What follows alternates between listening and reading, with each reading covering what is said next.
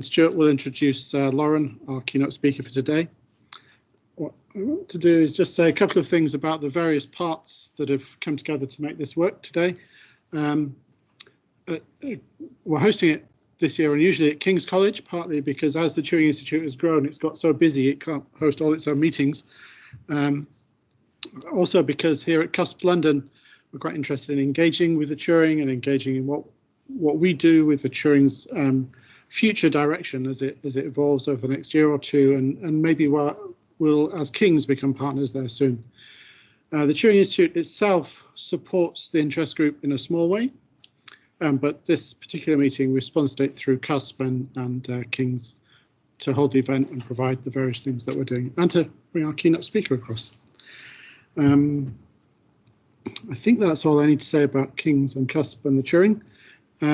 We're in a Bush House, very historic building where the BBC World Service used to be hosted, and which we took over in 2019, which was a couple of years ago.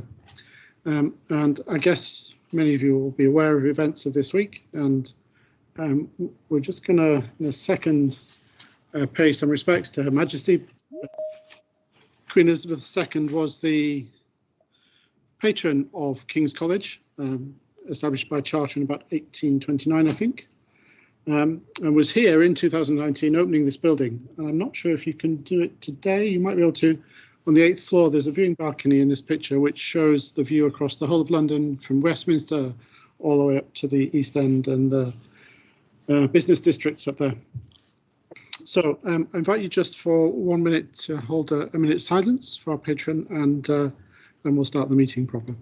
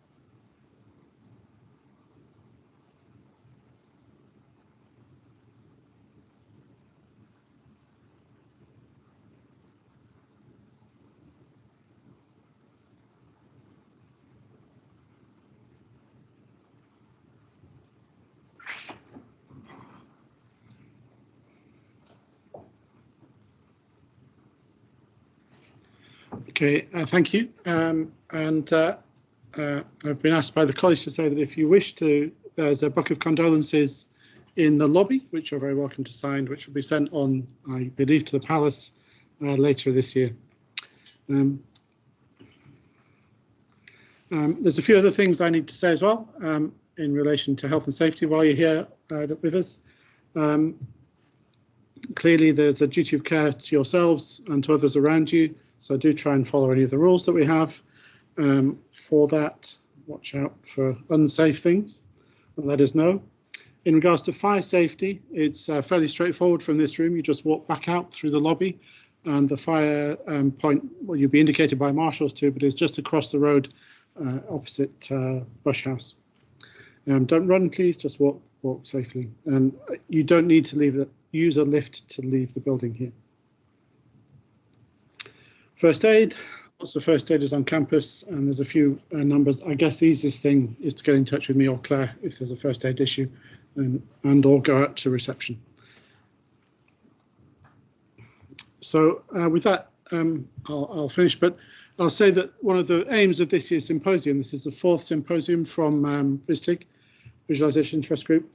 Over the years, we've built up a landscaping document about all of the aspects of visualization possible, and we're going to try and refresh this year going forward to Christmas so that we can feed it into funding bodies in the coming years. And so we'll be thinking very hard. So if you've got any thoughts about how visualization could or should change now and in the near future, do let us know, or do bring up questions for the speakers today and tomorrow. Okay, and with that, I'll hand over to Stuart. I'm very pleased agreed to come today, as he's not in my faculty, I think, let alone my department.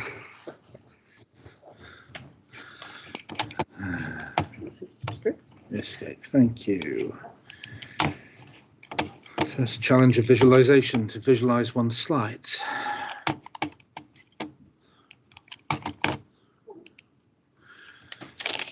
So thank you, Nick. Good afternoon. It's my very great pleasure to welcome Professor Lauren Klein to King's College this afternoon. My name is Stuart Dunn. I am Professor of Spatial Humanities and Head of the Department of Digital Humanities over the road in the Strand.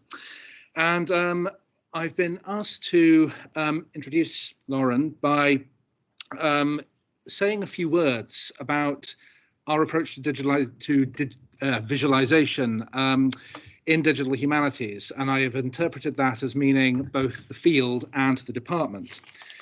So in the opening to her abstract, Professor Klein states that data visualization is not a new idea, and it most certainly is not. She also highlights the inherent subjectivity of visual perception and the culturally situated position of the viewer. Now, these are truths which resonate very much with my own research and my research, well, our research in the department. And I think I would certainly say that visualization as a way of thinking about the world is as old as the humanities and the things that humanities study itself. If you think about writing, the earliest forms to the most recent, writing itself is a method of rendering the meaning of language using visual logic. And if we take this broad view of visualization, this allows us to situate it with the roots of digital humanities itself.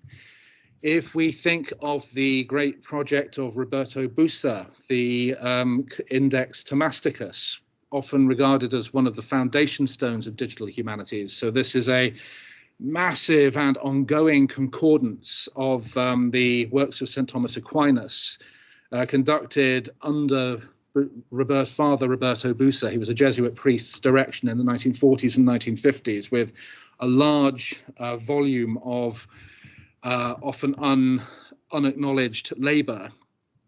This in itself adds another layer to that processing of text using both the visual logic and the logic of data at the same time. However, when we think of visualization, we often think of things which are, at one level at least, less sophisticated. I could not give a visualization talk without giving the Charles Minard carte figuratif of Napoleon's march on Paris in 1812. This certainly for me is the 101 go-to image for any visualization class I give in a digital humanities context.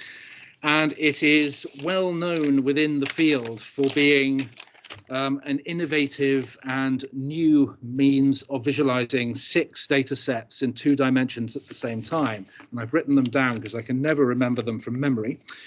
So the number of troops in Napoleon's army, the distance covered, the ambient temperature, the latitude and longitude of the army, the direction it was traveling in, and the dates and the events. So the thicker the army, the more soldiers, the narrower the army, the fewer. And this tells a very compelling narrative, a very compelling historical narrative, but it is one that is rooted in knowable facts, in quantified evidence, in empiricism, and that very much fitted with the post-Darwinian situation which Minard was working in. In the department, however, and I suspect as we will be hearing shortly, digital humanities is pushing back against the quantified truth which visualization is argued to put across.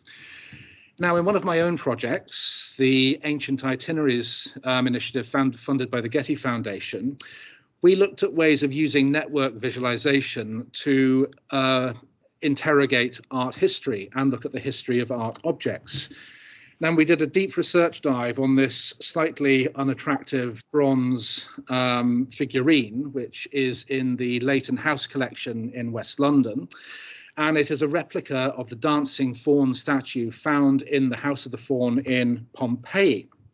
And what we did is we did a deep research dive in a fairly conventional art historical sense, and we looked at different types of events that had occurred to the faun. We looked at time periods that had passed through, locations that had passed through, instances in which it had appeared in other artistic contexts, secondary references which had discussed it, other styles which had influenced it, drawn from the Getty's art and architecture thesaurus. And we were able to put together this rather natty 3D network visualization using Neo4j, put together by our colleagues in the King's Digital Lab up the road in the Virginia Woolf building. And each of these nodes represents one of these instances and also a link to an authoritative piece of data on the World Wide Web where we got that information from. So we are essentially using the visual network medium to curate this narrative about this object. Now, what I think this brings to the table that's a little bit new is it inverts the network logic of art history and art collections. We would normally think of a collection of artworks or a collection in a museum as a network of multiple objects, 50 vases from ancient Greece, which are linked together by being red figure, by having the same morphology, the same type, and so on and so on.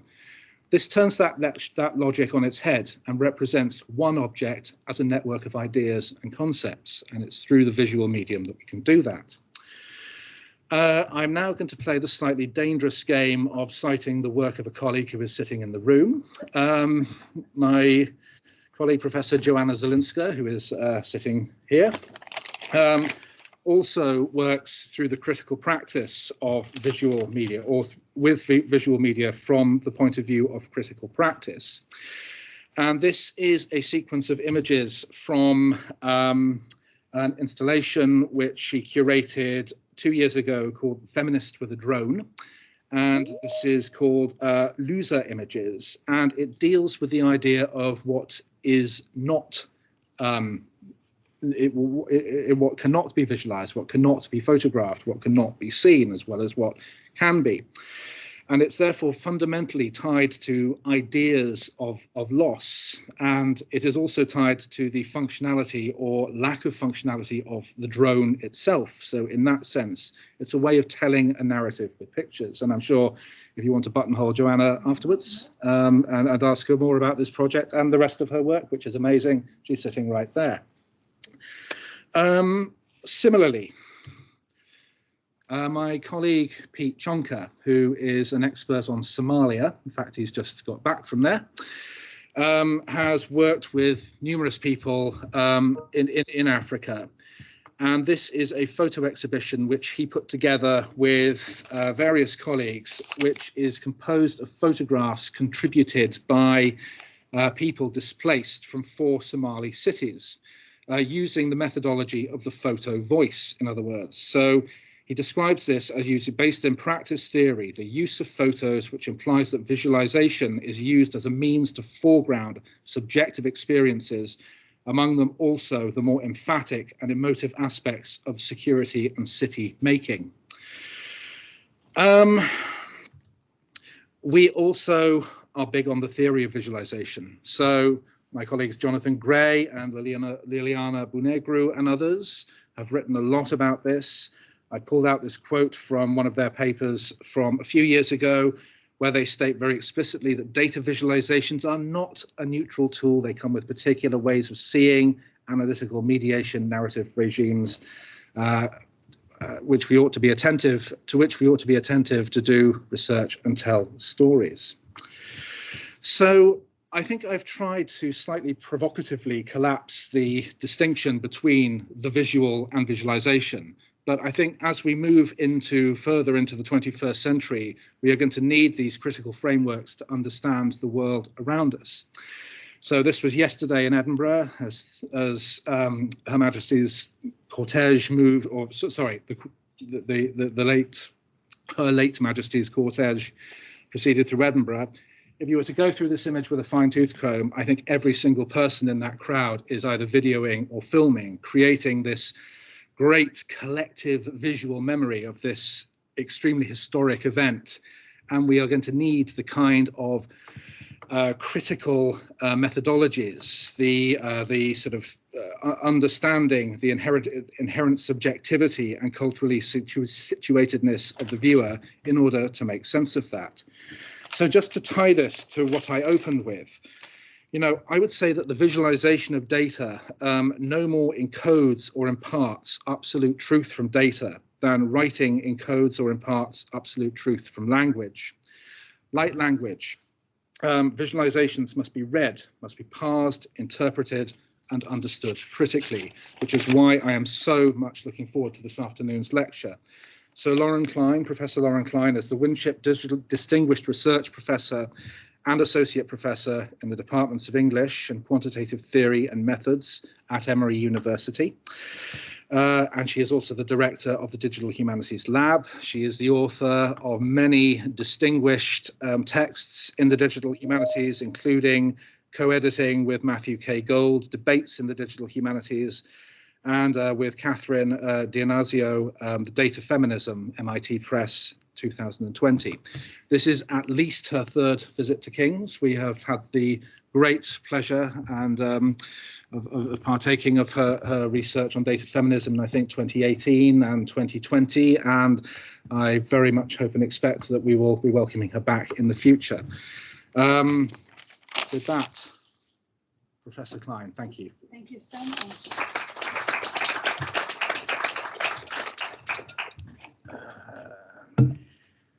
Okay, let's do this. It might take me a minute just to get set up here. Okay, so that is that.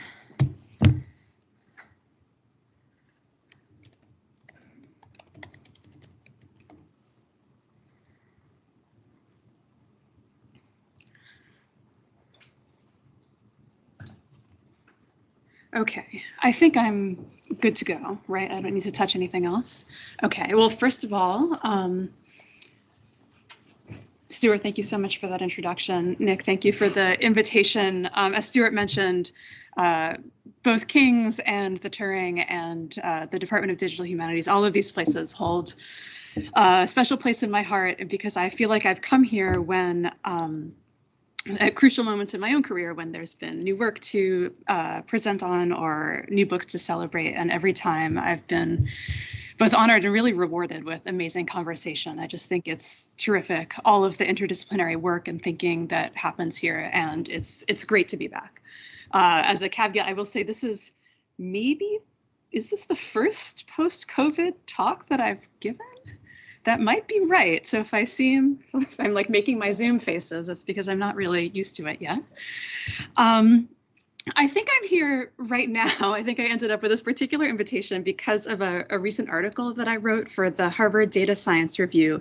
And that's actually titled the name that you see here up on the screen. I don't know if people on Teams can see the mouse, but if you can't, I'm pointing to it. The article was about the visualization work of an American woman educator from the 19th century named Elizabeth Palmer Peabody, and how her work can offer us some additional ways of thinking about the kinds of thing that visualization can do. And I think that's true for us right now in this room in the present, as well as the people who actually encountered Peabody's visualizations in the past.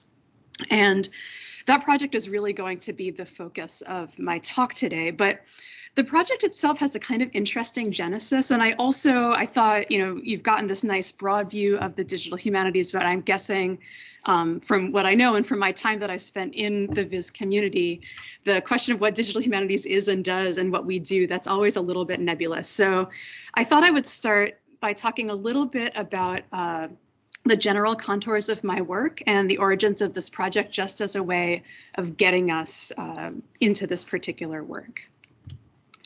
So my primary field, as Stuart mentioned, is the digital humanities, and this concerns itself really broadly with two sets of questions. So the first has to do with how digital methods, and this includes visualization, but is not limited to it, how these types of methods can be applied to advance humanistic research.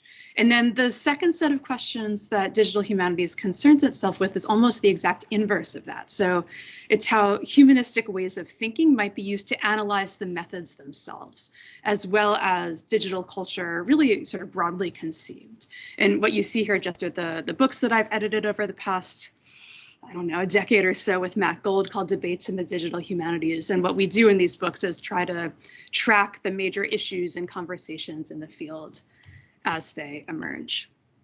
In my own work, I do sort of some of each, a little bit of column A, a little bit of column B. So on the right of the slide, you see some images from a recent paper that uses some natural language processing and machine learning, and also some sort of basic viz in order to study a network of anti-slavery newspapers from the 19th century United States. And then on the other side of the screen, you see this book that I recently co-authored with Catherine D'Ignazio called Data Feminism, which really represents what I see as this other side of digital humanities, about the part about how humanistic thinking, and in this case, how intersectional feminism in particular, can be used to understand and really understand so as to better employ data scientific techniques.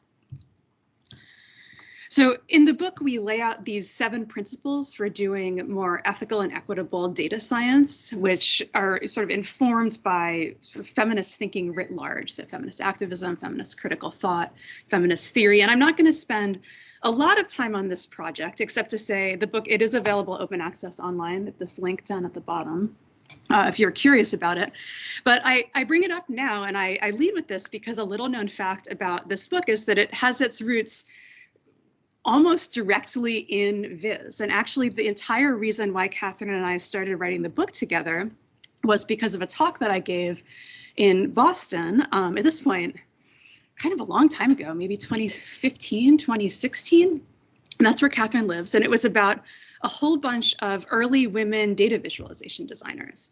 And my interest in them, it wasn't only the fact that they were women, although that is important, but also because these particular designers seem to inhabit certain feminist ways of thinking. So, like, what do I mean by this? So I mean things like the value of representing the subjective experience of time, which is what you see on the top left. This is a chart by Emma Willard called The Picture of Nations. On the bottom, you see a sketch made by Shauna Deety. She was a Beothuk Indian from sort of the area known Newfoundland, Canada, the eastern coast of Canada. And what she was doing in this chart was really trying to expose the workings of colonial power. And then what you see on the top right, which an image may be familiar to you because that's what I'm mostly going to be talking about today. These are Elizabeth Palmer Peabody's chronological grids. And here she was really invested in bringing to the surface the process of knowledge production.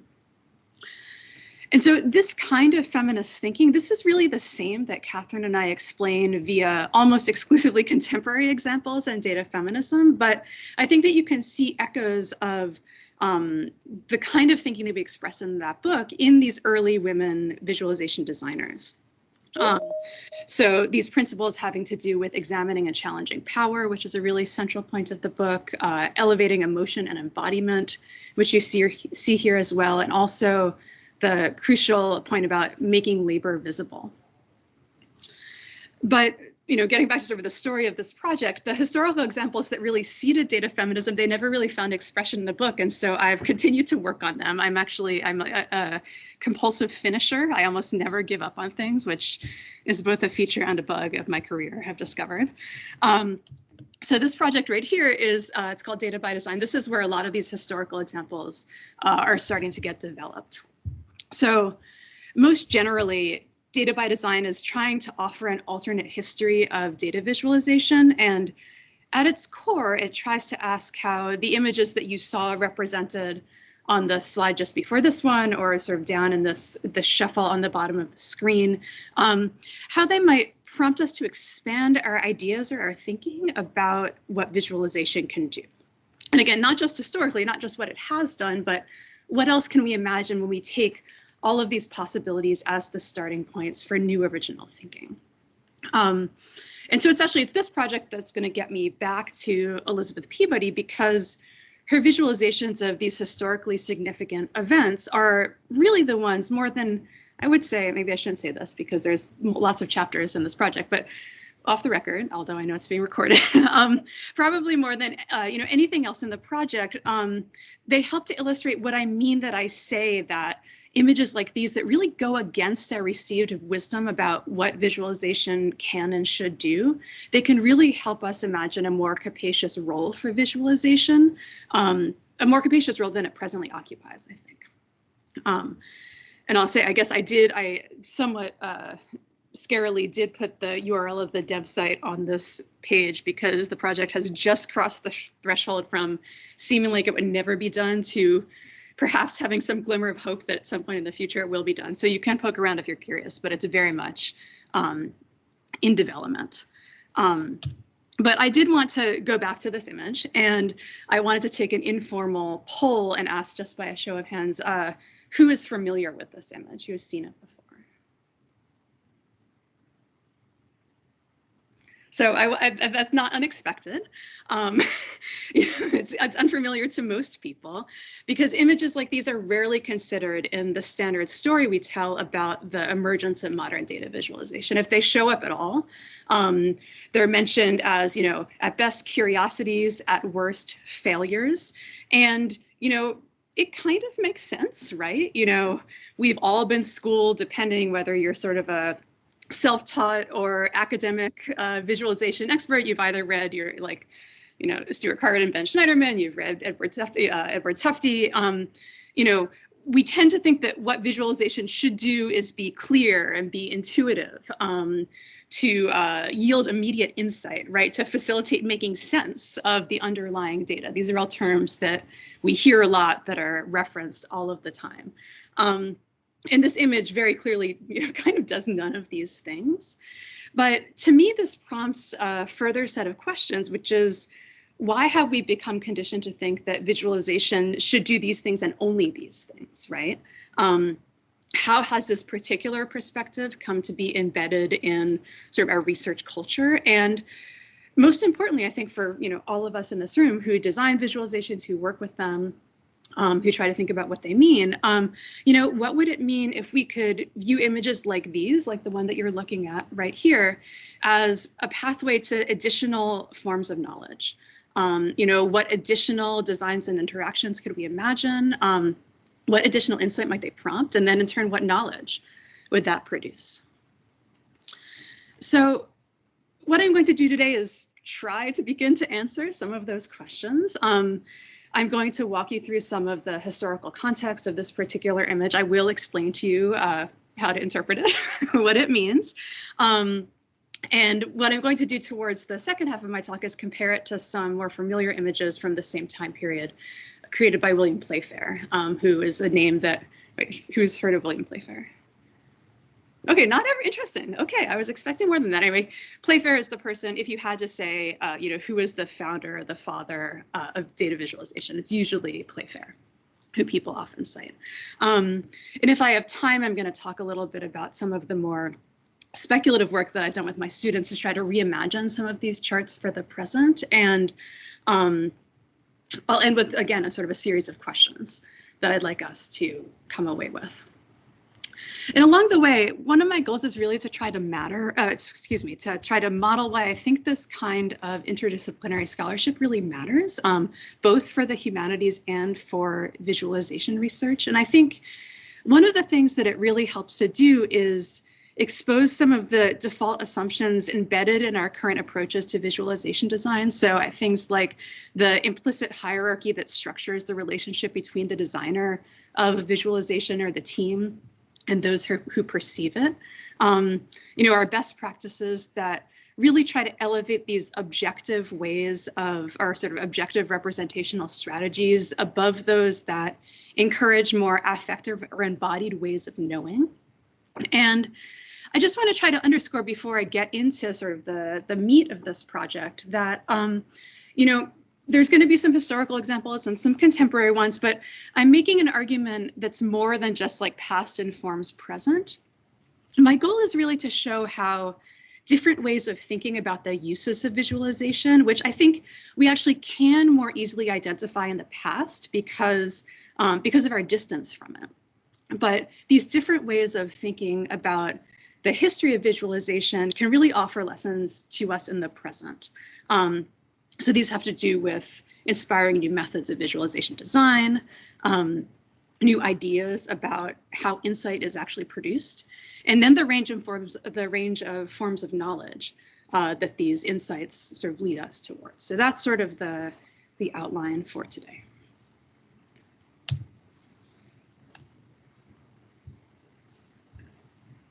So that's Elizabeth Palmer Peabody. She was born in Massachusetts in 1804. Today, she's probably most famous for her proximity to admittedly more well-known writers of the American Renaissance, like Emerson and Hawthorne. Hawthorne was married to her sister, Sophia, but Peabody, she really had impact in her own right. If you knew her, she ran a bookstore out of her home in Boston that functioned as really sort of the de facto salon of the Transcendentalist movement. She edited, I guess this is more of a US landmark, but there's a famous essay on civil disobedience written by Henry David Thoreau. She actually was the one who actually edited and published it. And interestingly, she actually is credited with starting the first kindergarten, the first school for, like the youngest children in the United States. But in the 1850s, she set off to ride the rails. So she went as far north as Rochester, New York. Well, I can't reach, but it's yellow state tippy top up there. She went as far as Louisville, Kentucky, also yellow state in the center of the country, and as far south as Richmond, Virginia. So right up there, that one I can reach to. And she did this in order to promote a history textbook that she had recently published. And you can see it right here. And one of the really interesting things is that she traveled with boxes of books, as one does, but she also traveled with a fabric roll. It was the size of a living room rug, and it contained floor-size versions of the chart that you just saw. I'm going to go back to the image right here. What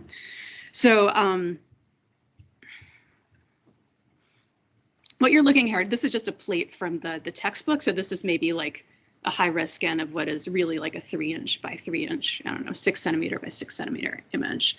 But in her version of a sales pitch, she would unroll the rug-sized version of these charts. She called them mural charts. Eventually, they were supposed to end up on a wall, but she would visit, a classroom full of potential textbook adopters, unroll one of these mural charts on the floor, and invite the students to sit around the chart and just sort of contemplate the colors and patterns that they perceived. So there actually was a very clear method for how you were supposed to interpret this chart. So it was derived from a system developed in Poland in the 1820s. And it employed a grid which was overlaid with both shape and color to visually represent events in time. So each year in a century is laid out. This is the modern, and so if you're BC, you go that way. If you're in your AD, you go forward in time. So first year of the century is top left, across by the decade until you end up the last year of the century over there. Within each square, it's further subdivided into these 9 little boxes. And so if you shade, for example, the top left of any particular year of a century, it signifies that a war, battle, or siege has taken place in that year. Down bottom right is deaths, bottom left is births. Sometimes you'll see an entire year shaded in a single color, and this means that that particular event was so monumental or momentous that every other event that took place that year essentially paled in comparison. It wasn't worth representing because that one thing was so important. And so the basic exercise was to read a narrative account in Peabody's textbook, which she would happily sell you. And then you would convert, each chapter concluded with a list of events like this. And then you as the student were supposed to convert the list of events into its visual representation. Right, I mentioned before, the events are also color coded. So depending on the color, that indicates which country was involved in a particular event that's represented in the chart. So if you go back to this slide, I think this is the last time I'm going to show you this. There's a lot of explanation. So England is red. So that's the color that really dominates the image here.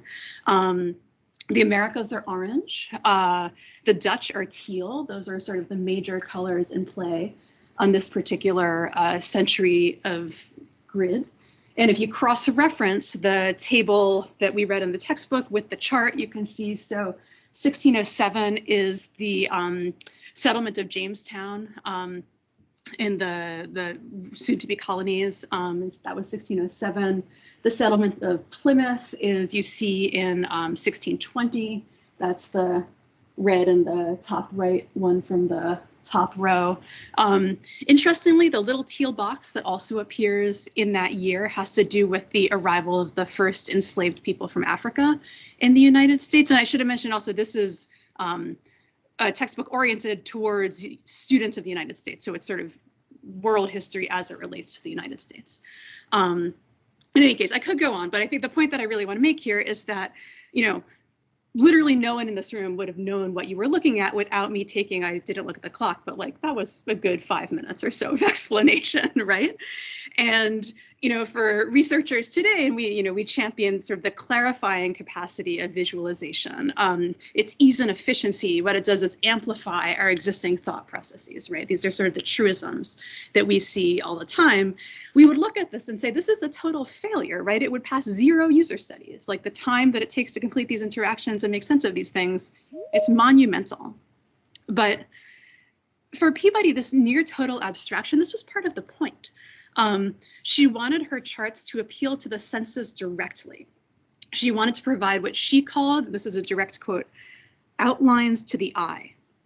And her hope was that if she provided only the mental outline of history and really insisted that each student go through this process of interpretation themselves, that the student would then conjure their own historical narrative, and in that way would be the ones to produce the historical knowledge for each of themselves. And so it's sort of in this sort of theory of interaction and knowledge production that I see Peabody really starting to anticipate contemporary claims both about the situated nature of knowledge production and also its relationality. So we've seen this theorized by STS, science and technology scholars like Donna Haraway, perhaps most famously. I think sort of more recently and most interestingly, people in Black studies like Catherine McKittrick.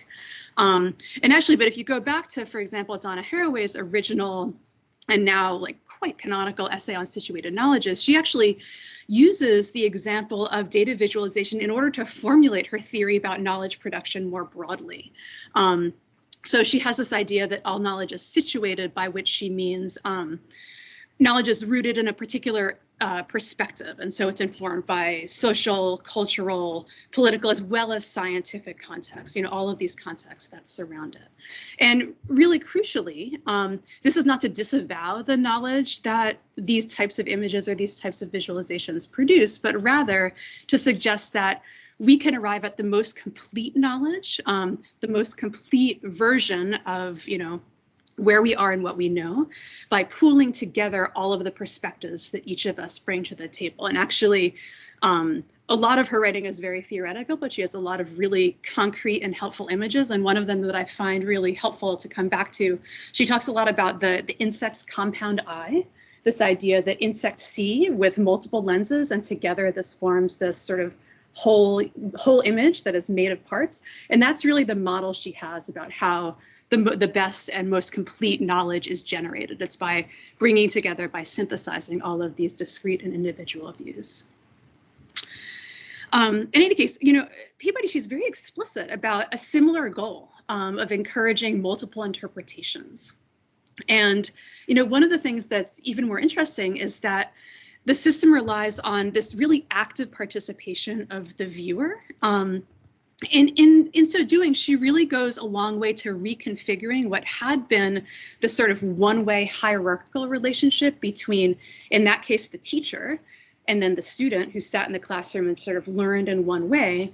But I think we can very easily map this to the relationship between the designer of a visualization and the people who perceive it, right? We're not always thinking about that as being a two-way exchange.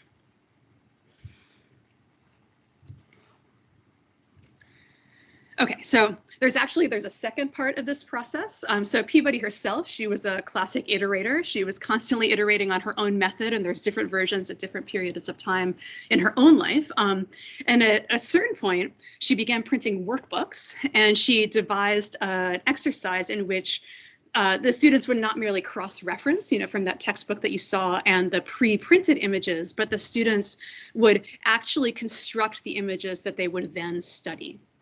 So this is this model of sort of proto-participatory learning environment, right? So not just authorizing the students to be sort of the sources of knowledge production, but also really engaging them in the process of creating knowledge. And, I've done a fair amounts of archival work for this project, and in the United States at least, and this may be true, well, it's probably more of a US thing, but most of the major archives hold a couple of versions of these workbooks that have been completed by students. And they all follow a very similar pattern, which is the students at the beginning of the book begin in earnest, trying to replicate the method. And by the end, they've totally given up. Because I now know this, because I've tried to do this at this point, dozens of times. This exercise is really, really hard to do. And like I used to show this as kind of a joke, but now I realize that, again, the difficulty, again, was part of the point. One of the other things to know about the context for this particular system and these images in particular is that they were designed at a moment of really great national crisis. So this was the decade leading up to the US Civil War. And Peabody recognized, and again, she's pretty explicit about this in her writing about the project, that the nation's problems that were sort of leading them to this national crisis would be really, really difficult to resolve. And so one of the goals with this particular system was to create a framework through which difficult and hard and sustained thinking could take place. And her hope was really that in the act of creating these charts, rather than simply just perceiving them, that the students would be prompted to, or they would rather, they would be prompted to engage in this sort of process of self-reflection, and as a result, generate their own new ideas. She really thought that if she could sort of proliferate knowledge production, that she would end up with a range of possible solutions to the nation's concern. And she really wanted each student to come up with their own ideas about how the future would unfold. So I wanted to give you this political context because it's important context for understanding the charts themselves. But I think it's also important because it helps to show how the images she created and also the methods that she devised, they were politically situated, right? And it's really hard to see this directly. Like, you would not know that this is a political project, right? But I think that's a really important lesson for us to take away today. And I won't hide the fact, like a major argument that I make in that data by design project that I showed you at the beginning of this talk, is that at its most basic level, the idea of visualizing data, this is a cultural and politically situated approach. And we can talk more about that in the Q&A. And so you can't really see this, like I mentioned, unless I tell you this, and Peabody's charts, but it is more apparent in some other images from the same time. So this is Emma Willard's Temple of Time. You saw one of her images earlier, that sort of Masonic one at the angle, but this is another one that she made from about a decade later. What you see here, these are the pillars of history. This was modeled after an ancient memory palace, which were sort of in vogue in the 19th century as ways to cultivate the memory. But you see here, so this yellow section right here, this is the United States, like literally coming towards you as water, enveloping you in the future to come. And it's actually really interesting to me. So Peabody really liked Willard's data visualizations, and she credited Willard with, she said, Willard created, quote, the most ingenious chart ever invented besides my own. So you can actually go back in this sort of genealogy of visualization even earlier. So Willard, interestingly, credited her own influences to more canonical sort of early visualization examples that we would all be familiar with. So she really liked Joseph Priestley's New Chart of History. This is from 1796. This was, I believe it was the most circulated image of its own time. And another interesting fact from the archive, apparently archivists often find this copies of this chart folded up inside other books because it was such a universal reference for people in that own time to make sense of the broader context of the smaller histories they were studying. But another person who Emma Willard really liked was William Playfair. So you go, everything, all roads lead back to Playfair. So this is from Playfair's Commercial and Political Atlas. The first edition was from 1786. This is the 1801 edition, which was the one where he hand-tinted, or someone hand-tinted for him, the area between the data lines. So there's a historian named Susan Schulten. She's done some really, really amazing work on Emma Willard and all of her visualizations. And she says that Willard appreciated the efficiency of the chart form, but felt that it gave, quote, little sense of the dimension, such as the relative importance of periods or the subjective experience of time. And, you know, it is true. You do not have a sense of the subjective experience of time in this chart, right? Like you certainly don't have this like nutty Quattrocento memory palace thing. But what you do have is an image that we can really easily interpret today, right? Like I don't need to stand here for 5 to 10 minutes explaining to you what is going on because we know we can look at this and it looks similar to any other time series chart that we've seen a lot of. Just because it's interesting, William Playfair himself has a kind of crazy biography. So he was Scottish. His career in his own time was as a political economist. He was sort of a B-list political economist. He never achieved the fame that he wanted for himself. Over the years, as he became more desperate for money, he became involved in increasingly dubious schemes.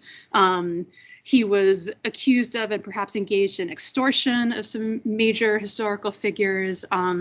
He also spent a lot of his life trying to become famous, and he never achieved any of this success before he died. He died in 1823, kind of early even for someone who lived at that time. And so he would be just delighting in his status that he is acclaimed at this point, but he never experienced any of it at that time. Like I mentioned before, I mean, if you had to say, you know, where did visualization start? It's either Playfair, sometimes people cite some German folks, but he's really at the start of any major canonical history. He's credited with inventing the pie chart, which is what you see here. People used to think that he invented the bar chart, but now there's a little bit of a historical data viz nerd arms race about finding slightly earlier instances of bar charts. And so I think that particular claim to fame has been usurped. You know, before Playfair, there had been mathematical line graphs and also astronomical charts that look like visualizations. But as far as we know, Playfair was the first, or one of, sort of in this first group of people to abstract non-mathematical data into visual form. So that was like the real conceptual leap, that it didn't need to be a number first before you could visualize it. And to us, again, this seems so intuitive, but that thinking that no one had never sort of bridged that gap until around Playfair's time. So what you're looking at here on these pie charts, I believe this is the ratio between population and national revenue. According, this is, oh, I didn't realize how bad a image quality this was. Well, you can't really see it that well. Anyway, these are all different countries and I can't read them to you because I can't read them. This is another image. This is actually from later in his career. This one shows the fluctuating price of wheat over time. Those are the bars. And it's plotted against, or overlaid with rather, weekly wages. It says weekly wages of a good mechanic growing ever so slightly in 5-year intervals. But I want to go back to this one actually. So this one I forget, oh, I guess you can read it. So this shows imports and exports between England and America for the period between 1700 over here and 1800 over there. And you can really easily perceive, and Playfair really liked that you could easily perceive this sort of whatever's going on over here, right? This is like a reversal and a correction, and this happens at the time of the American Revolution. And actually, it's an interesting parallel. So Playfair's visualizations were also directly inspired by the experience of war. So if you read the preface or any of the chapters that surround these images, and I should mention, like, the book contains, I don't know, 10, 15 of these images, and each one is accompanied by a chapter of writing because no one had ever seen these before. So he had to spend a really long time explaining what it was that people were looking at. But in the preface, he says that he anticipates additional, quote, political fermentation. And he worries that Europe may be, quote, convulsed with war for 50 years to come.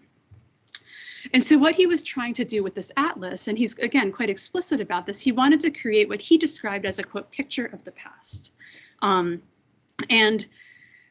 He explains that his goal was that, quote, upon inspecting any one of these charts attentively, a sufficiently distinct impression will be made to remain unimpaired for a considerable time, and the idea which does remain will be simple and complete.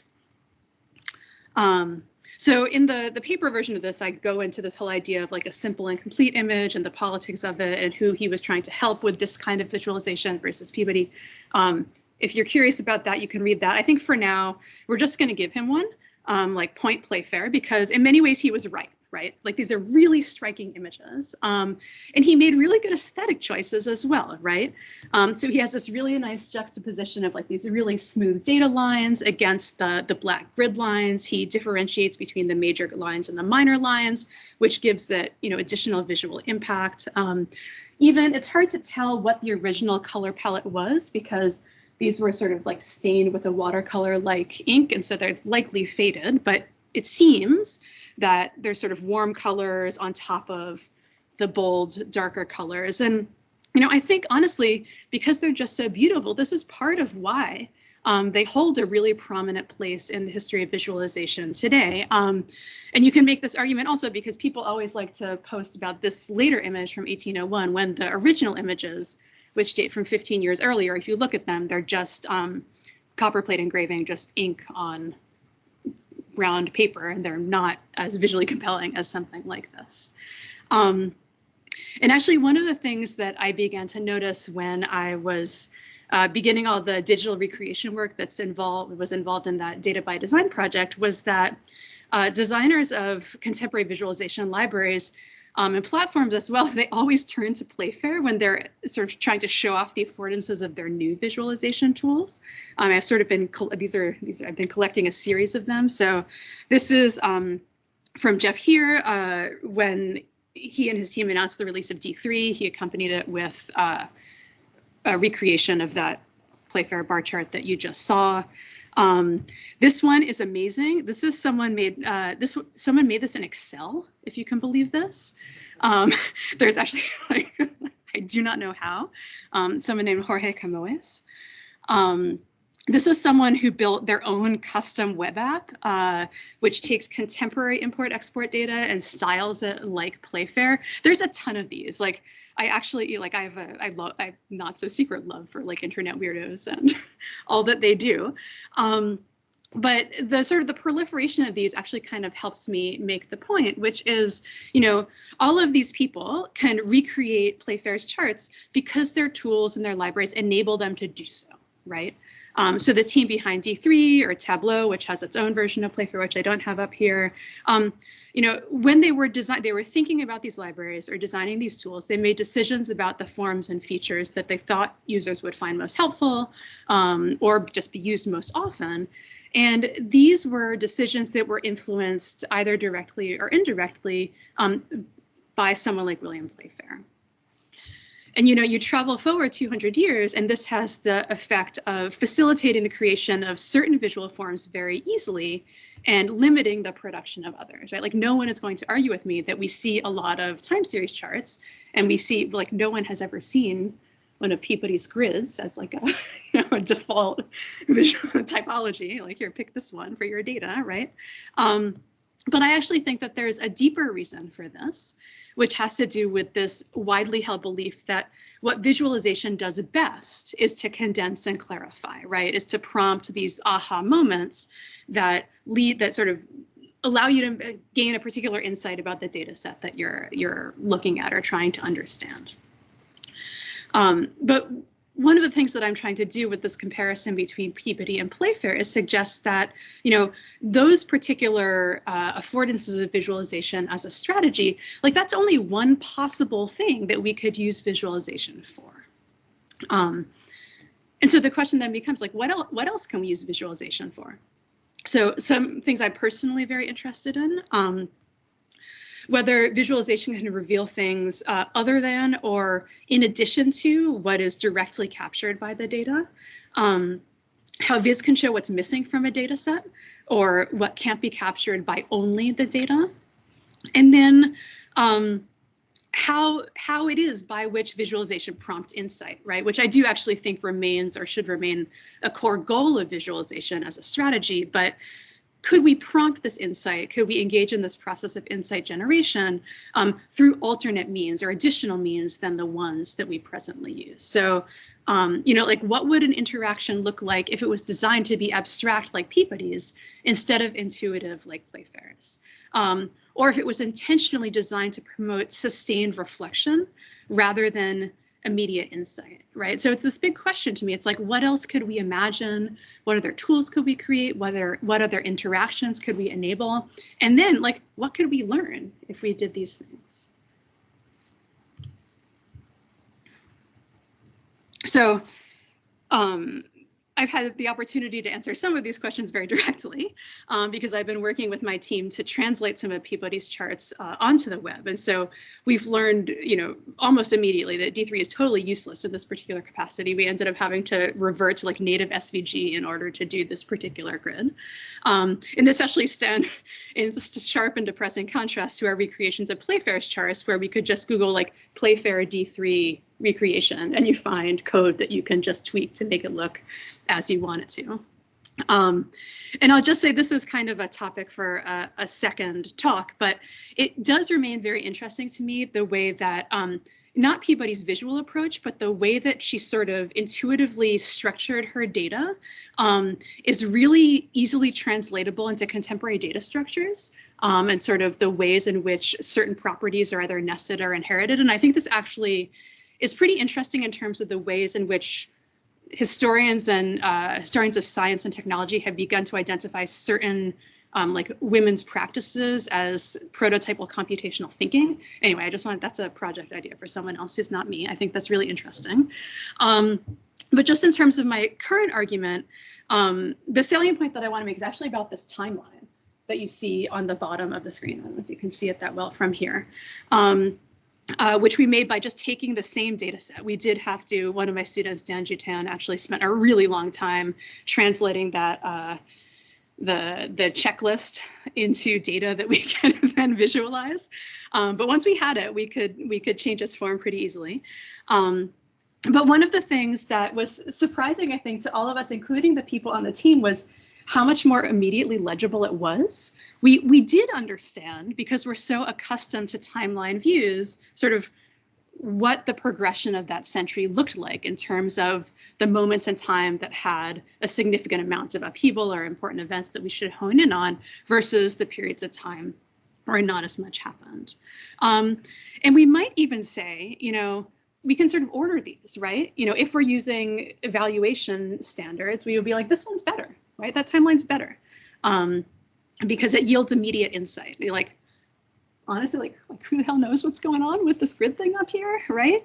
But the question that I keep on coming back to is, what if we understood the purpose of visualization differently, right? What if the point was that we were supposed to stop and then think really hard about what it was that we were looking at? So from my perspective, I've actually been thinking about Peabody's charts in what I find to be their most striking instantiation, which is those mural charts on the floor, because they really demand this totally different mode of sensory engagement, altogether, right? So they take what the rug, right? It's decorative or utilitarian, depending on, use case. But they replace it with this knowledge generating object, right? And in the process, they make the viewers sort of reconsider their own bodies in relationship to this object, this knowledge generating object. So in the before times, I began a project to undertake to try to sort of like re-implement a floor-sized version of Peabody's charts, sort of reimagined with contemporary tools. And you can see here, the pandemic has really made this project difficult. We were locked out of a lab space for a long time, and then I moved institutions. So now this chart is in my basement for reasons that will turn out to matter a little bit later. But essentially what we did was we made a large conductive grid out of copper tape. And so there is, it sort of works just like a keyboard does with a matrix of contact points. There's a neoprene layer in the middle, so you get like a really nice smushy feel. And then we threaded some individually addressable LED strips through like a quilting topper on top, and then it makes a big sandwich. So when you press on the quilt, at this point, we don't really have a great color picker interface, but you just need to toggle through the colors. Anyway, so that's sort of what's going on in terms of the conceptually with the project. But one of the really interesting things is that when I started the project, I thought that it would be difficult sort of in terms of like physical application or like electronics. Like I only took like one physical prototyping class in college. And I thought that part was going to be the hard part. The reality is that the circuit itself is not that complicated, but what's turned out to be hard is the scale, right? So it's a 30 strip by 30 strip matrix, and they're 1 meter long. And if you want individual contact points, you need to make sure that these strips of copper tape are perfectly aligned, because otherwise, if you get to the other end of the meter and they're off by a little, they are no longer matching up. The other thing we had to do was cut 900 individual little holes out of neoprene, which we had to do by hand because you can't laser cut it because it will release harmful chemicals because it's plastic. Anyway, it just took forever. Oh, and then all the contact points, we had to like solder and resolder like every single contact point. Anyway, it was an intensely time-intensive and labor-intensive process in order to make this chart. And it really got me thinking in ways that I wasn't really expecting to in the beginning. It got me thinking back to Peabody's own process of fabrication. So I've buried a little bit of information for you. And I did not tell you that one of the things that Peabody did, she promised if an entire classroom purchased a set of her book, she said, and I'll throw in one of those mural charts for you for free. And certain classrooms said, okay, that seemed like a good incentive, but then she had to make them. And so then she found herself with a backlog of orders for these enormous floor wall sized charts. So this is her writing to a friend in 1850. She describes how she would stencil shapes and colors onto a large piece of fabric. You can see here, a single one takes her 15 hours.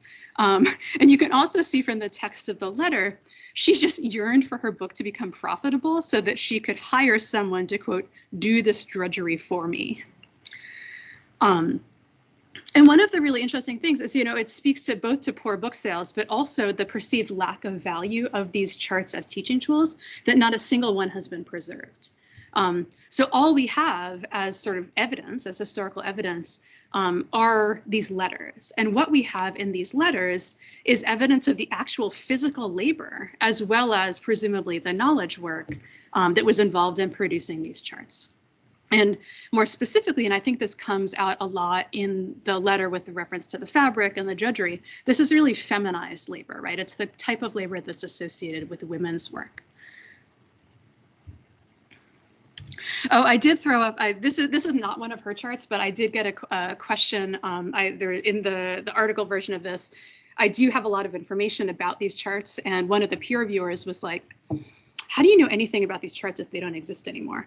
But we do know is because they're actually, the women were making these large teaching charts in abundance in the first half of the 19th century, and very, very few of them were identified in their own time as worthy of preservation. And so this is a picture of another one. This is Anna Laura Clark, who was also from New England, maybe 10 years older than Peabody. She had like a lecture tour where she did long skinny ones. But this is like her great granddaughter's attic. And this is this photo was taken by Granville Ganter, who's American literary historian, and he's working on a project on these charts. But he just went to this family member's attic and took these pictures. And this is why we don't have them, because this is, if they are kept at all, this is how they are preserved. In any case, I did want to go back here, and I just want to take like one more minute to unpack this, and then I'll start to wrap things up, because it's sort of this observation that I want to end with as I sort of like bring us back up to the present. So there's not a lot of people who comment on Peabody, but those who do, they look at those charts and they say like, oh, it looks like a Mondrian, right? And you think, you're like, oh yeah, like a grid, abstraction. And they definitely do, 100 years before modernism, 50 years before modernism, really do evoke the modernist grid. But one of the things that I started to think about a lot more when I was thinking about these feminized forms of labor was quilting. And so here are pictures of two quilts. These are from an area of Alabama in the US South known as Gee's Bend. It was a predominantly Black community there, both before and after emancipation. It was the site of plantations before emancipation, then sharecroppers afterwards. There's a lot of interesting history wrapped up in this particular location, but these quilts, I would say in the past like decade, 15 years, have undergone a little bit of a critical moment. And there's been a lot of really good art historical work that's tried to position quilts like these as sort of the roots of an alternate genealogy of modernism, one that comes from folk art, from vernacular culture. And crucially, that really it centers these Black women artists who taught themselves this craft, or whose, so it was taught through generations. And these types of quilts or this type of artwork would ordinarily be placed, far to the side of a genealogy of modernism that runs through Mondrian, right? So, this is sort of, you can probably sort of see the contours of this, right? So there's like Peabody in relationship to Playfair, Gee's Bend in relationship to Mondrian, and it's certainly true that women's work of all kinds is usually excluded from these sort of dominant accounts of their own field. But the comparison that I want to draw out, and this is really where I want to end, is how both of these objects, Peabody's charts and then these quilts, what they're giving us are systems of knowledge making, right? So just visually, both employ shape and color to recall and represent past events, right? The quilts, they do this to commemorate communities' ancestors and tell their stories. And the charts, now we know, they are trying to encourage students to craft new narratives about the past. But they also rely on sense perception, right? And more specifically, the tactile experiences of the body. And they do this so that visual knowledge, or sort of that visual information rather, can be assimilated into knowledge, right? So you can envelop yourself in a quilt, you can gather around one of these mural charts, and the result is this more immersive encounter with the object. And therefore, in the case of the charts, with the events of the past that are trying to be conveyed, or in the case of the quilts, similar events of the past that are really trying to be honored. So I've been working on this project, as you probably I've been working on this project for a very long time, an embarrassingly long time, but I was simultaneously, I would say, like, on the one hand, pleasantly surprised, on the other hand, terrified to see that Edward Tufte had selected one of these Gee's Bend quilts for the cover of his most recent book. This is from 2020. This is Loretta Pettaway. And I was like, oh God, I've been scooped by Edward Tufte. I think there may not be a place for me in the future. But when I looked inside to see what more he had to say about them, I saw that the quilts in the book had only earned really just a passing reference. And what I hope should be clear from this talk, I really think that they can do a lot more.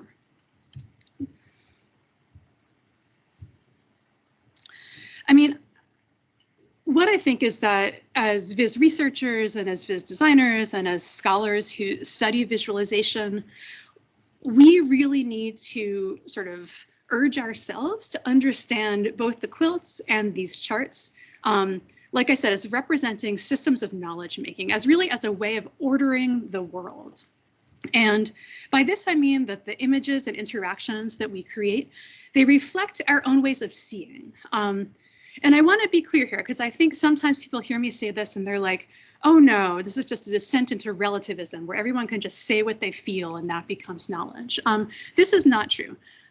This doesn't invalidate the insights that they prompt or the knowledge that we in turn can derive from them. On the contrary, all of this context, sort of the reason why certain data points are displayed in certain ways, this is the context that informs and enriches the knowledge that the insights bring to light. And I really do think this, with a wider awareness of the multiple ways in which we can see the world and a wider range of methods for ordering and displaying and interacting with data, we can expand the basis of what we know. And I think really similar to as Peabody envisioned, we can open up new possibilities for future knowledge. I think I'm going to stop there and just say thanks so much for listening. Really interested to hear what you think. These are a lot of different ways to get in touch with me if you want more information about any of these projects or about me. But yeah, I'm just really eager to hear your thoughts and your ideas.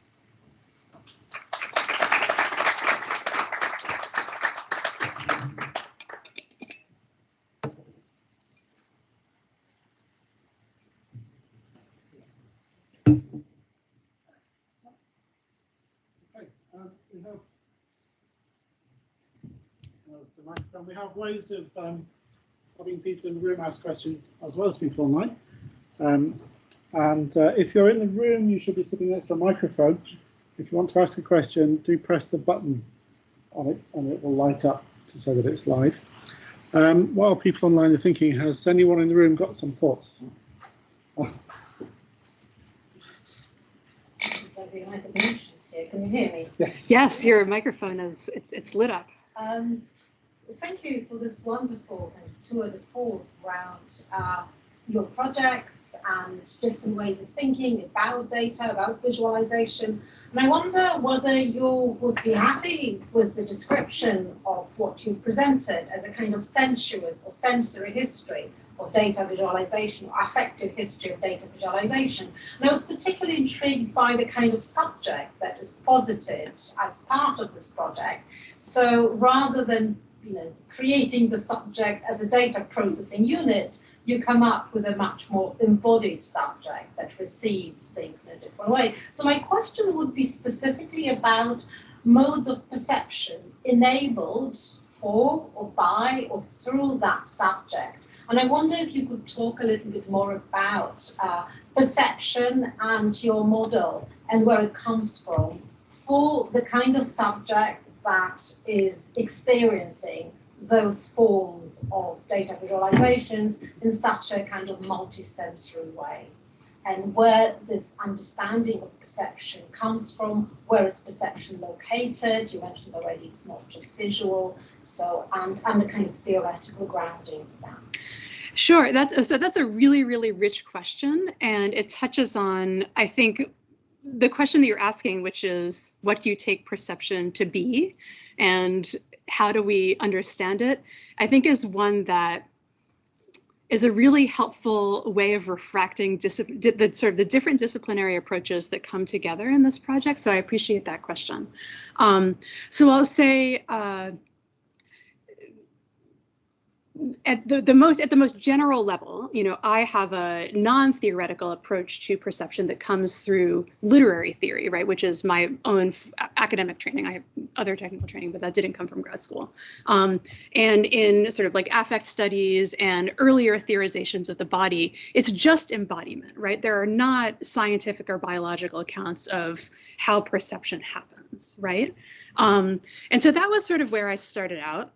I will say, Peabody's sense of the subject, to sort of shift focus a little bit, is a pretty narrowly defined one. Like, her politics were not great. She was pretty protected from most of the political controversy, not controversy, she was not a strong anti-slavery advocate at a time when even some of her closest friends were. She was very much, she wasn't required to assert her politics in the way that white women intellectuals didn't have to at that time.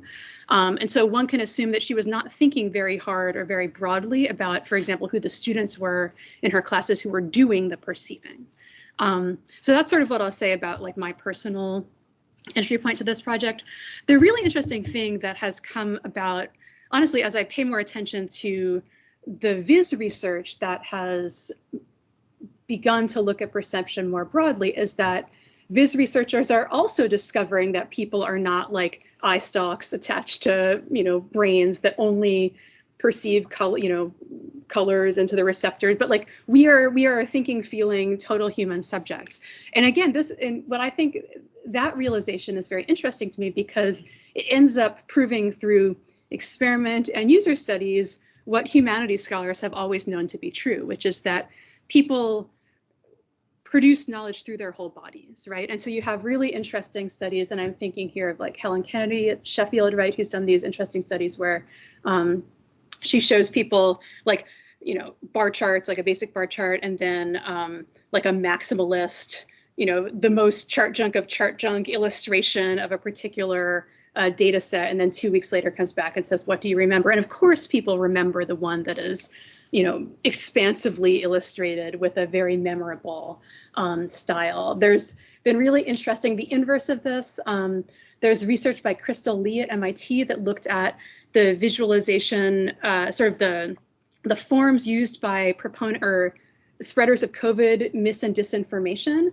And she discovered that people who spread misinformation about COVID and factual misinformation, like numbers, will make up the numbers, but then will visualize those numbers in mostly bar charts and time series charts, because they know that those are perceived as more factual, right? Like Jessica Holman's done work on visualization rhetoric, right? So like if you include a source line, people trust the visualization more. Like, we cannot get away from this. So even in more scientific fields where one would hope that you could have a narrowly defined sense of perception that comes through, biology with maybe like a little bit of cognitive science layered in, you can't really get there, right? Like, we always need to be contending across all of our fields with this rich subjectivity and with this rich perception. So that was a little bit of a long answer, but I think it was a really good question. And I actually, one of the things that makes me hopeful about both interdisciplinary research and honestly just Viz research is the increasing proliferation of scientific evidence that is respected across all fields, that like what you have said is true, right? Good, thank you. Before we'll go to one more in the room. If anyone online wants to ask a question, do put your hand up and we'll connect you in. Oh yeah, of course. How do I do on the actual pad on the X? Oh. Did I do something bad? Wait. That's it. Oh. Don't know what will happen now, but Okay. I don't.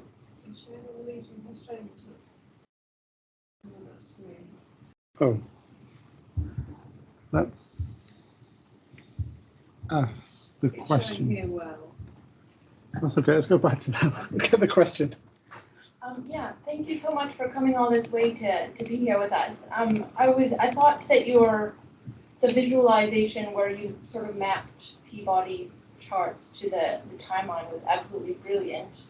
And it made me think about decolonial thought and how you're creating a space for plural types of knowledge and ways of being and doing, how they can come together and not necessarily have one be more important than the other. And another sort of vein and interest of mine is really how we represent context and relationality and ourselves in our work. And I was wondering if you had any thoughts about how we can bring our positionality into visualization. Yeah, that's a really, or I guess I need to go over here. That's another really, really interesting question. And I think that, this is actually, I've actually been working on a collaboration with some Viz researchers sort of on this exact same question, this question of how we bring context into both the design and the interpretation of visualizations, how we acknowledge that people bring their own sort of their domain expertise into these visualizations, and whether or not this is accounted for in the particular Viz tool, it's happening, right? And so all of these tools would be more effective if we could create spaces for the people who use them to sort of layer in what they bring to the table before they even encounter a visualization. I mean, one of the challenges, I think, is in bridging that reality and that truth. Like, we know that this is how research happens, right? We all bring what we already knew and what our training is and what our positionality is to the interpretation of whatever the thing is we're immediately perceiving. But it's hard to know how to incorporate that into a visualization itself. And people have thought, I mean, there's interesting solutions, right? There's all sorts of ways of annotating things. There's sort of faceted ways of looking at things. There's ways that, you can use. And I honestly think that this is a really exciting area for visualization research, because the methods of visual display are so capacious in this way. But I'm not sure that I have a great example that I could point you to of something that exists right now in the world of being like, this is, here's an example right here, right now of some place that's doing it well. Okay, I'm going to ask an online question. I can't see any hands up, on behalf of Lucy, who's online, who's one of my PhD students studying uncertainty. And she's looking at really very clear ways of presenting uncertainty. But have you come across historical attempts at presenting uncertainty in visualizations? Yeah, that's a really good question. I'm also interested in methods of presenting uncertainty, because this is another thing that people are really bad at, right? People interpret clear depictions of uncertainty as clarity instead of uncertainty. And I think that I do think in general, we need to lean into visual methods that are more aligned with evocations of uncertainty than I think the Viz research world is willing to do. I'm not sure that I have like specific methods that I've encountered, but I will say maybe I'll sort of offer a different example of that, which isn't really what you were asking, but we tend to think of these historical images that we perceive now as being certain, or as being data driven, or as exactly representing the data that they are connected to. But again, that's like a presentist overlay, right? Because like Playfair, for example, I don't have the slide up anymore, but he literally needed to like etch his data line with a copper plate, which is really, really hard. And he screws up. Like you can see there's like parts where it runs off the page and then he goes back and does it again. And actually, he didn't even want to include his data in the book until James Watt, the steam engine James Watt, was like, I think you should include your data because people are going to ask like where these images came from. But he really understood the purpose of visualization as different than the purpose of data. And that's I think what what has been lost over time is that starting in the sort of like late 18th century, early 19th century, they really identified the value of visualization, but it wasn't connected to the value of data, right? Looking at data was precise. You could get details. You could sort of do a deep dive.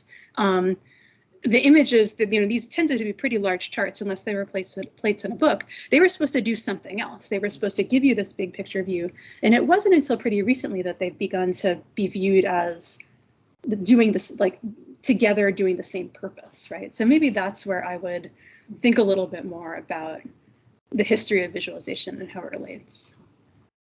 Okay, any more questions in the room? Oh, yep. You've had your light up. So, yeah. Thanks, Simon, for a very thought-provoking lecture.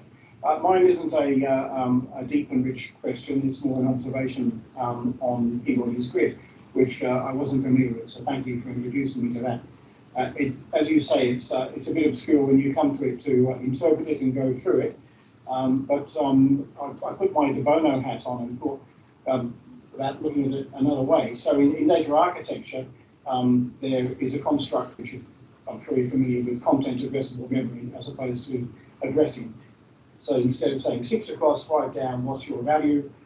You shout out, who's got a cat? And 6 across, 5 down says, I have. So if you look at that grid, it works very well in that respect. If you're looking for a specific thing, and what I noticed there, I think the center pixel, if you like, is a topical point, is a change of monarchy. And teal is Holland.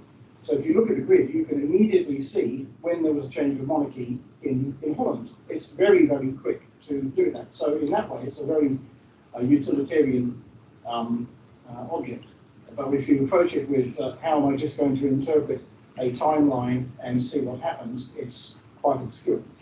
I know, I appreciate that, and I had never made the connection before, but you're absolutely right, and it does recall some of the ways in which Peabody herself anticipated these charts being used, and I think one of the challenges that we have, and certainly I have, coming at it from the year 2022, is that we have really bad memories now. I mean, well, they have always been bad, but especially the internet. Since the advent of the internet, our memories are getting worse.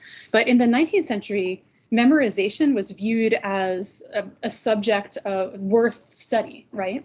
And so cultivating memory so that you could easily distill information or recall information was really elevated to the same type of study as, I don't know, like mathematics or other things, right? And so I think people honestly were better at that sort of immediate recall. And it very much, to me, it makes sense that Peabody envisioned it being used in that same way, that you'd have this picture of it in your mind and you'd be able to say, oh, I know exactly when that event took place because it was sort of in the middle right on the map, right, or on the grid. And interestingly, she did, you notice it's divided in the middle with thicker lines, and she put those there because she recognized that if you didn't have any, and people think they look like a Cartesian, like an XY coordinate system, but they're not. It's just because she recognized that it was hard to find the center if you didn't have a way of directing attention to the middle. And so she actually improved the original concept came from this Polish guy, but she was the one to add in the sort of the grid structure because she recognized, as you have, that it really helps in recall and placement. Okay, one last one. A very quick one, since it's the last one. I was wondering that there's a lot of embedded biases in these visualizations, and you did mention that she wasn't against slavery, or I noticed I made a few other observations in the visualizations that could be interpreted or perceived differently. And I was wondering, how is this question of bias in this system of thought being addressed, or what your thoughts are in relation to bias and presentation? My only problem is that sometimes the visualization becomes too aestheticized and less critical. And so I was wondering what your thoughts are. Yeah, I think this is a really helpful last comment, because this is something I think about a lot. So no, I feel like the concept, the idea that a thing, an object or a data set or anything might be biased, this is like not at all news to anyone, any person in the humanities, right? But we don't call it bias, we just call it like context or history or, the archive or something like this. And so the orientation that I think humanities scholars have towards any cultural object, whether it's an image or whether it's a data set, is to sort of take that bias, if you want to call it that, as the starting point, right? And of course, there's a perspective there, and it's incumbent upon you as the scholar to figure out what that is so that you can account for it in however it is that you use the artifact, right? And one of the things that I get really frustrated by in contemporary conversations about like algorithmic bias or data bias or like the bias training data, right, is like, it shouldn't be news that any artifact of a culture is biased, right? But the fact that people only attend to it after the fact, it just seems silly, right? And that's is a place where, so I guess to get back to your question about the bias and the object. You know, all of these are created by individuals with a politics and a cultural status and a social status in their world. And part of the framing that you need to do as a scholar is to expose that. Again, not to delegitimize you know, what they've made, but so that we can better understand it. You know, Emma Willer, like, she had terrible politics. She was such a settler colonialist. She did these maps where she did a history of the United States in maps, and the preface is mappings of the indigenous tribes of North America, but she includes it as a preface to the book, and then the chapters are like, you know, the United States in 1790 and 1850 and so on, right? You know, and it's 100% her view. You know, this doesn't mean that we can't learn from her charts, but we also need to acknowledge the fact that she was approaching her mapping from a US settler colonial perspective, right? And again, you know, to me, yes, maybe I'll just end there because I don't want to end on a rant. I should end on a positive note.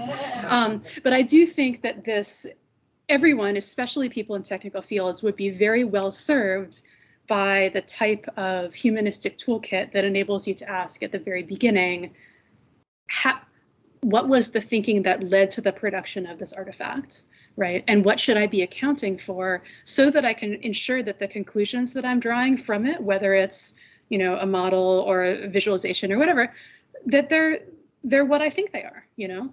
And if not, what else do I need to account for so that I can better understand it? Yeah, thank you, Lauren. That was wonderful. Thank you for that.